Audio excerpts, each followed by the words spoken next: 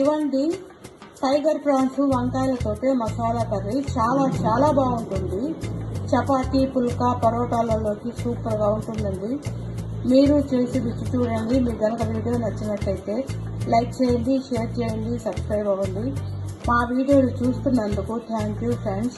Hi friends, ఈరోజు మా చెట్లకు వచ్చిన ఈ లేత వంకాయలు టైగర్ ప్రాన్స్ తోటే మసాలా కర్రీ చేసుకుందాం. కడాయి పెట్టుకొని ఆయిల్ వేసి దాల్చిని, ఇలాచి, లవంగాలు, తగిన ఉల్లిపాయలు వేయించుకోవాలి.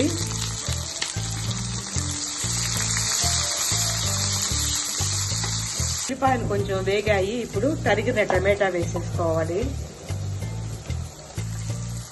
సాల్ట్ వేసి మగ్గించుకోవాలి. టమాటాలు మగ్గాయి. 1 స్పూన్ అల్లం వెల్లుల్లి పేస్ట్ వేసేసుకోవాలి. పచ్చి వాసన పోయే వరకు వేయించేసుకోవాలి. చాలా వేగింది. ఇప్పుడు తరిగిన కొత్తిమీర, పుదీనా వేసేసుకోవాలి. వేగాయి. ఇప్పుడు కల్లుప్పు, నిమ్మరసం తోటి శుభ్రం చేసుకున్న కేజీ రొయ్యలు ఇన్ని అయ్యాయండి, వేసేసుకోవాలి. ఇవి కొంచెం వేగాయి. ఇప్పుడు పసుపు పొడి వేసుకోవాలి. 1 స్పూన్ కారం పొడి వేసుకోవాలి. 1 అరకప్పు పెరుగుని చిలికి వేసేసుకోవాలి. కొద్దిగా నీళ్లు పోసి ఉడకనివ్వాలి. మూత పెట్టి ఉడకనివ్వాలి. కొద్దిగా పచ్చి కొబ్బరి, జీడిపప్పు పలుకులు పేస్ట్ గా తీసి వేసేసుకోవాలి. రొయ్యలు ఉడికిపోయాయి. ఇప్పుడు 2 స్పూన్ల వేయించిన ధనియా పొడి వేసుకోవాలి.